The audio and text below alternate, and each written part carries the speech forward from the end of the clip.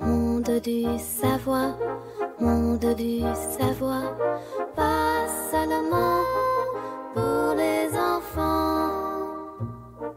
Bienvenue, chers curieux, sur l'île du savoir.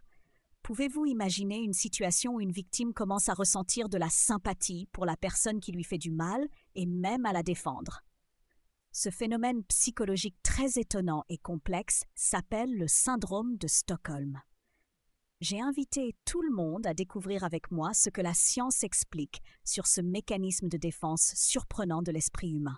Près de la baie des phénomènes, j'ai rencontré le crabe et le toucan. Le crabe pensait que le syndrome de Stockholm était une maladie qui fait qu'on commence à aimer sa prison.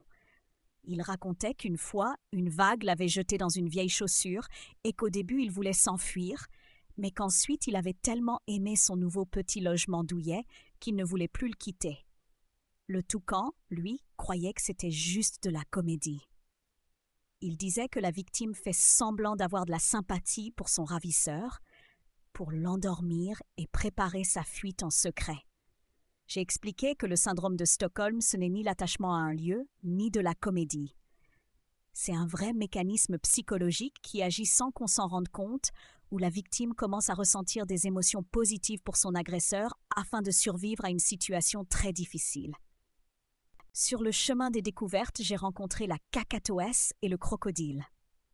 La kakatoès a raconté l'histoire d'un petit oiseau capturé par un prédateur et enfermé dans un nid. Le ravisseur, au lieu de le manger, a commencé à le nourrir et à le protéger des autres dangers.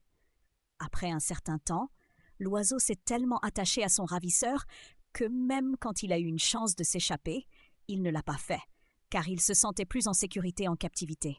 Le crocodile a ajouté qu'il avait entendu parler d'un petit poisson enfermé dans une grotte sous-marine par un poisson plus grand. Le grand poisson partageait parfois sa nourriture avec le petit. Quand d'autres poissons ont essayé de libérer le petit poisson, celui-ci a commencé à défendre son agresseur, car il avait peur de ne pas survivre sans lui.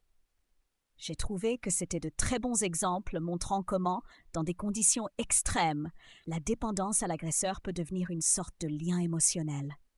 Près de la cascade des Fées, j'ai rencontré la tortue et le papillon. J'ai voulu tester leurs connaissances et je leur ai demandé ce qu'ils savaient sur le syndrome de Stockholm. La tortue a expliqué que c'est un mécanisme de défense qui se déclenche dans des situations de grand stress et de danger pour la vie. Elle a dit que l'esprit de la victime, pour survivre, commence à s'identifier à l'agresseur et à voir ses moindres gestes de gentillesse comme de la vraie attention. Le papillon a ajouté que la victime devient totalement dépendante de l'agresseur et que son monde se réduit à sa perspective. Finalement, elle perd sa propre identité et adopte le point de vue de celui qui lui fait du mal. Je les ai félicités pour leur connaissance, en résumant que le syndrome de Stockholm est une réaction psychologique complexe à un traumatisme qui vient de l'instinct de survie. Chers explorateurs, aujourd'hui nous avons plongé dans l'un des plus grands mystères de l'esprit humain, le syndrome de Stockholm. Nous avons compris que ce n'est pas un signe de faiblesse, mais un puissant mécanisme de défense, parfois paradoxal, qui aide les victimes à survivre dans des conditions très difficiles. Il faut se rappeler que l'esprit humain est rempli de phénomènes fascinants et complexes comme celui-ci.